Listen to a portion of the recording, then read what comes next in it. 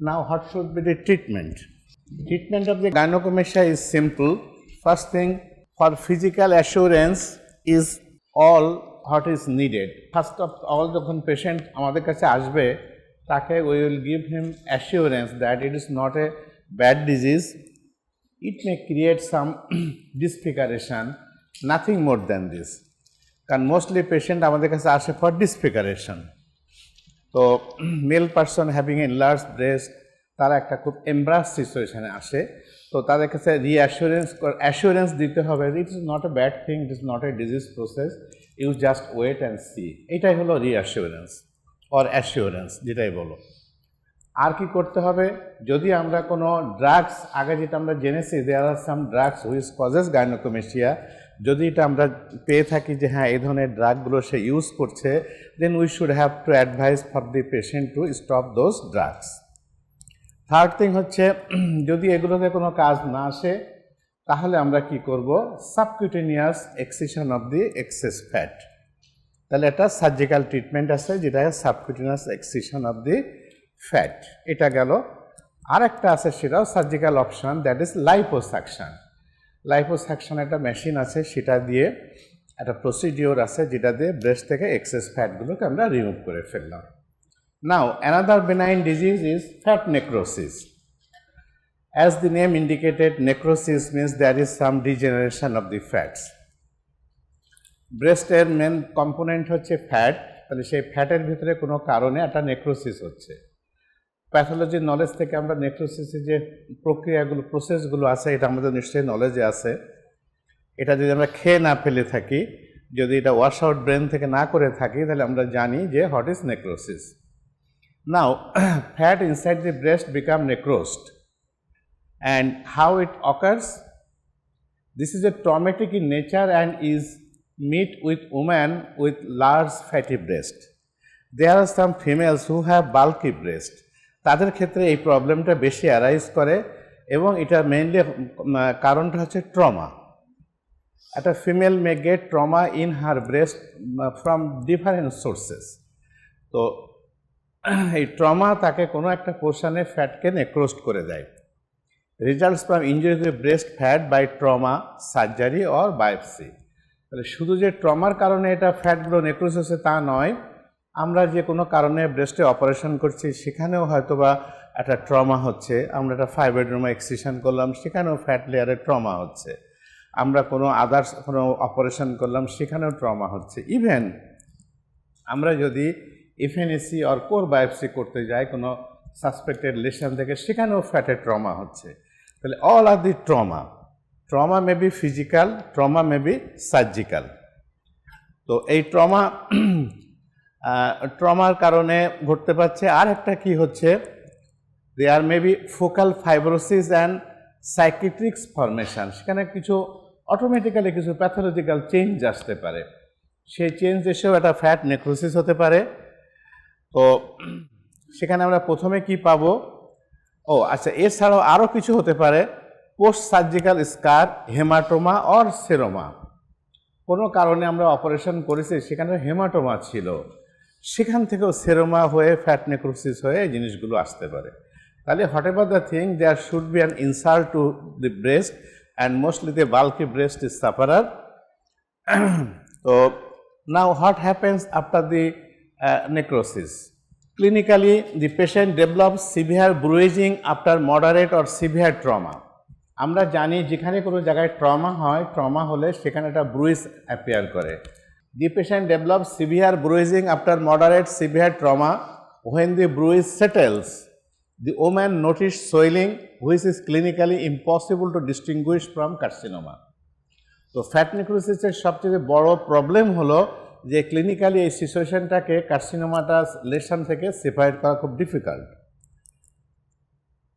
The irregular mass is often attach to the skin.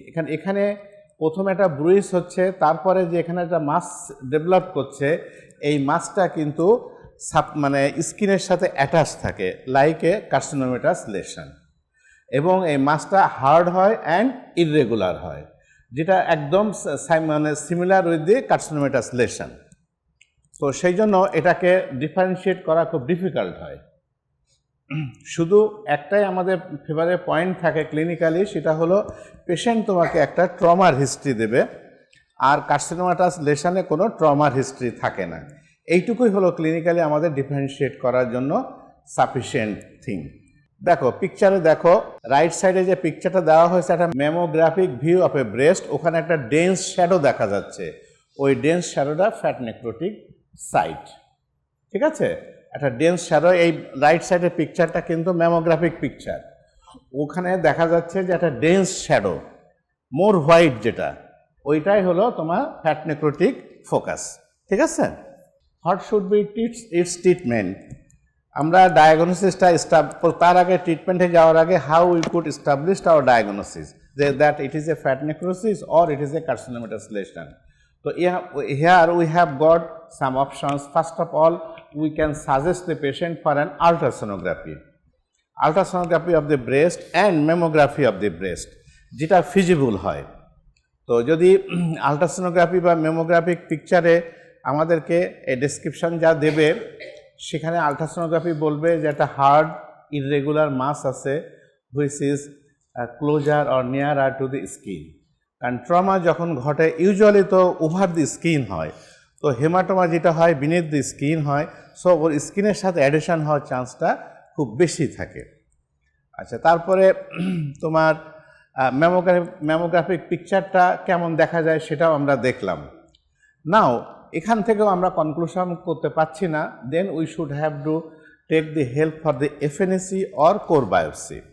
FNAC তোমাকে এটাকে clear করে দেবে যে সেল সাইটোলজি দেখে তোমাকে বলবে যে no, it is not malignant, is a benign lesion, ঠিক আছে? তাহলে আমরা ultrasonography or mammography and FNAC or core biopsy দিয়ে আমরা ডায়াগনোসিসটা কনফার্ম করব। অ্যান্ড আফটার কনফার্মিং যে diagnosis, treatment should be surgical excision of the mass. তো এই মাছটা যখন আমরা এক্সিশন করব, এক্সিশন করে we should not throw it to the dustbin, we will send it for the histopathology. And histopathology আমাকে কি রিপোর্ট দেবে? যে ইনফিল্ট্রেটিভ ইউলোইশ হোয়াইট মাস একটা তারা দিবে, যেখানে কোনো ম্যালিগনেন্ট সেল নাই। তাহলে এই পর্যায়ে এসে আমরা শিওর হলাম যে our patient was suffering from fat necrosis, not the breast carcinoma. Now another benign condition commonly we face, that is duct অ্যাট্রিশিয়া। It is a very common problem. দেখো বাম সাইডের পিকচারটায় দেখো, বিনিথ দি নিপল ওখানে একটা কিছু চেঞ্জ দেখা যাচ্ছে। ডাক্ট অ্যাট্রিশিয়া, this condition has several stages of involvement and variety of names. এর বিভিন্নভাবে এটা ইনভলভ করতে পারে ব্রেস্ট টিস্যুকে, এবং একে বিভিন্ন নামে ডাকা হয়। Not only duct atresia, it may call plasma cell mastitis or comedomastitis and chronic abscesses simulating carcinoma. তাহলে এই লেশনটাও আমাদেরকে বিভ্রান্ত করে যে আমার patient may suffer from breast carcinoma, ঠিক আছে? তাহলে এর আর কতগুলো নাম আছে কি? Plasma cell mastitis, comedomastitis or chronic abscess simulating carcinoma. তো it is a benign lesion, may be virtually impossible to differentiate from carcinoma by its gross appearance. তাহলে gross appearance it is totally impossible to differentiate from carcinoma. তা এটা দেখো fat necrosis, এটাকেও তোমার কার্সিনোমার সাথে differentiate করা খুব ডিফিকাল্ট, আর duct atresia আরও difficult clinically to differentiate from carcinoma. It is a widening of the, এখানে কি হয়, what happens in case of duct atresia? Duct atresia as the name indicated, আমরা বুঝতেছি যে we have in our breast we have got some lactiferous ducts, it is the problem lies within the duct. Okay, তাহলে যারা multiple লোবিউলস আছে, 15 to 12 লোবিউলস আছে, সেই লোবিউলগুলো নিপলের কাছে connected হয়েছে by lactiferous ducts, and this duct atresia is the problem lies within the lactiferous ducts. তো শিখেছে ডাক্টটা কি হচ্ছে, widening of the ducts of the breast, a condition that occurs most frequently in woman in their ages of 40 to 50। Commonly 40 to 50 years of এজে এই জিনিসটা ঘটে। এটা হচ্ছে বইয়ের কথা, বই পুস্তক তো আমরা লিখি না, এটা লিখে ওয়েস্টার্ন সোসাইটির পিপুলরা লেখেন। তো তাদের লাইফ প্যাটার্ন আর আমাদের life pattern a bit different. তো আমরা 40 আগেই এগুলো পেয়ে থাকি সাধারণত। আমরা যে পেশেন্টগুলো আমাদের সাবকন্টিনেন্টে পেয়ে থাকি, usually we get it before the age of 40. But if I ask you what are the common ages for this disease, তোমাদেরকে অবশ্যই 40 to 50 বলবা, ঠিক আছে? বাট তোমরা জেনে রাখো আমাদের দেশে এটা বিফোর 40 আমরা বেশি পেয়ে থাকি। A thick and sticky discharge, usually gray to green in color, is the most common symptom. Patient আমাদের কাছে আসে, পেশেন্ট এসে কমপ্লেন করে যে sir I have got some discharge through my nipple. এই পেশেন্টের ইউজুয়ালি তার বেবি অনেক আগে বড় হয়ে গেছে, she is not pregnant, so but সে এসে কমপ্লেন করছে। ফার্স্ট কমপ্লেন আসে যে I have got some discharge through my nipples. যদি তুমি আস্ক করো what are the character of the discharge, সে বলবে sticky and sometimes grey to green in colour, grey to green in colour এবং sticky discharge তার nipple দিয়ে বের হয়। এই কমপ্লেন নিয়ে সে তোমার কাছে আসবে। Tenderness and redness of the nipple and surrounding breast tissue may also be present. Tenderness and red, আমরা যে ছবিটা দেখাইছিলাম প্রথমে, ছবির নিপলের নিচে যে একটা রেডনেস জায়গা ছিল সেটাকে মেন করছে। এর সাথে সাথে পেশেন্ট তোমাকে বলবে যে I feel tender and breast become red, surrounding area become red, redness থাকবে। Sometimes scar tissue forms around the abnormal duct leading to a lump that may be initially mistaken for cancer. তো যখন ওই ব্রেস্টের ভিতরে inflammation অবশ্যই হচ্ছে, সেই inflammatory ব্রেস্টের surroundings দিয়ে একটা লাম্প তৈরি হতে পারে। কারণ যেখানে ইনফ্লামেশন হয় সারাউন্ডিং টিস্যু অথবা বডির যে সমস্ত ডিফেন্সিভ মেকানিজম আছে, যেমন ম্যাক্রোফেজ বা আদার্স আছে, তারা সেখানে অ্যাকোমোডেট হয় to help the patient. Ultimately, there may be development of a lump, and sometimes the lumps mistaken for breast carcinoma. তাহলে আমরা কি কি পেলাম? পেশেন্ট উইল কমপ্লেন করবে যে I have got some green to grey কালারের জন্য একটা ডিসচার্জ এবং স্টিকি ডিসচার্জ পাচ্ছে, আঠালো ডিসচার্জ আছে নিপল দিয়ে। পেশেন্টের এজ থাকবে around or over 40। Say also complain করবে there may be pain and tenderness থাকবে, and on examination you may feel there should be a redness and lump. লাম্পটা কেন হচ্ছে? এই ল্যাক্টিফারাস ডাক্ট যেটা ইনভলভ হচ্ছে, ও সারাউন্ডিংয়ে ইনফ্লামেটরি সেল জমা হয়ে ওখানে একটা লাম্প তৈরি হচ্ছে। Okay, sometimes this condition presents as a solitary or multiple tender swelling in the sub or periareolar region of the breast. তো এটা ব্রেস্টের কিন্তু খুব ডিপ সারফেসে হয় না, এটা usually nearer to the areola হয়। নিয়ারার টু দি এরিওলা এই জিনিসগুলো আসে এবং সেখানে সলিটারি অথবা মাল্টিপল টেন্ডার সোয়েলিং পেতে পারি। যদি একটা ডাক্ট ইনভলভ হয়ে থাকে তাহলে আমরা সলিটারি একটা নোডিউল পাবো, আর যে মাল্টিপল ডাক্ট হয়ে থাকে তো মাল্টিপল নোডিউলস পাবো। Nipple become রিট্রাক্টেড, skin অ্যাডহারেন্স, edema and axillary adenopathy may accompany a hard diffuse mass within the breast. এর পরবর্তী স্টেজে কি হচ্ছে? ডাক্ট যেহেতু নিপলে এসে ওপেন করেছে, ঠিক আছে, মনে করো যে একটা জিনিস তোমার অ্যাপ্রনের সাথে বাঁধা আছে, আমি যদি ওইটা জিনিস টান দেই তো তোমার অ্যাপ্রনটা টুয়ার্ডস দি ট্রাকশন চলে আসবে। Is it clear to all? তাহলে এই ডাক্টটা নিপলে ওপেন করেছে, তাহলে নিপলের সাথেও কিছু একটা অ্যাডিশন আছে, নাহলে তো ডাক্টটা স্লিপ কেটে সরে যেত। এখন এই ডাক্টের ভিতরে প্যাথোলজি সৃষ্টি হয়েছে, ডাক্টটা ইডোমেটাস হয়েছে, সোয়েলিং হয়েছে, ওর ভিতরে একটা লাম্প ফর্মেশন হয়েছে, তাহলে ডাক্টের লেন্থটা তো শর্ট হয়েছে, অবভিয়াসলি ডাক্টের লেন্থটা শর্ট হয়েছে। তো যখনই ডাক্টের লেন্থটা শর্ট হয়েছে তখন কি করবে? ও নিপুলটাকে যেটুকু অংশ নিপুলের সাথেও লাগানো আছে সেটুকু অংশ টেনে নিচের ভিতরের দিকে নিয়ে আসার চেষ্টা করবে। That is why there may be development of a nipple retraction. Clear?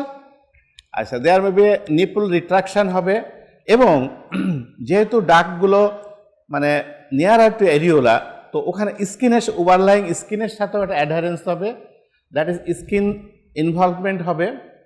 কিছু যেহেতু ইনফ্লামেটরি প্রসেস, কিছু এডেমা ডেভেলপ করতে পারে অ্যান্ড অ্যাক্সিলারি লিম্ব এডিনাইটিস ডেভেলপ করবে। ইপসিলেটারাল অ্যাক্সিলাতে লিম্ব নোডগুলো এনলার্জ হবে। তাহলে আমরা কি পাচ্ছি? একটা হার্ড ডিফিউজ মাস পাচ্ছি উইথ ইন দি ব্রেস্ট, একটা পেতে পারি বা মাল্টিপল পেতে পারি। তাহলে হার্ড ডিফিউজ মাস পাচ্ছি। তাহলে পেশেন্ট এসে তোমার কাছে কমপ্লেন করছে যে madam I have some nipple discharge, it is sticky in nature, grey to green in colour. আচ্ছা গেল, এই কমপ্লেন থাকলো। সে পেনের কথা বলবে, আর কি বলতে টেন্ডারনেস তুমি পাবা অ্যান্ড রেডনেস পাবা। আর কি পাবা, একটা হার্ড ইরেগুলার লাম্প পাবা, নিপলটা রিট্রাকশন পাবা, skin adherent with the lump, that is skin fixity পাবা লাইক এ কার্সিনোমা। তাহলে আর কি পাবা তুমি, অ্যাক্সিলারিতে লিম্ফ এডিনাইটিস পাবা। ঠিক আছে তো, তাহলে all the symptoms are similar to the breast carcinoma. That is why it is very difficult to differentiate clinically from the breast carcinoma. Palpation reveals a number of cord-like swelling which radiates from the areola. তো তোমাকে যে জায়গাটা swelling আছে এর বিয়ন্ডে, কারণ এই ডাকটা তো তোমার লোবিউলস থেকে উঠে এসেছে, তাহলে আরও ডিপ থেকে উঠে এসেছে টুয়ার্ডস দি নিপল গিয়েছে, some in places near the areola এই সমস্যাটা হয়েছে। তাহলে বিয়ন্ড দিস সোয়েলিং এই ডাকটাকে তুমি একটা কর্ড লাইক স্ট্রাকচার হিসাবে পাবা। নর্মালি কিন্তু আমরা ল্যাক্টিফারাস ডাককে পালপেট করতে পারি না, but when it become pathology there develops, এটা like this duct atresia, it becomes a cord like structure হয়ে যাবে বিয়ন্ড দিস সোয়েলিং। ঠিক আছে, খবরদার সোয়েলিংটাকে আবার কর্ড লাইক স্ট্রাকচার সাথে কনফিউজ করো না। তাহলে টোটাল ডাকটাই কিন্তু আমাদের কাছে ইনভলভ হয়ে গেছে। এখানে যেটা একটা সলিটারি ডিসক্রাইট মাস পাচ্ছি আমরা, অ্যান্ড বিয়ন্ড দিস মাস এটা হচ্ছে একটা কর্ড লাইক স্ট্রাকচার। ক্লিয়ার?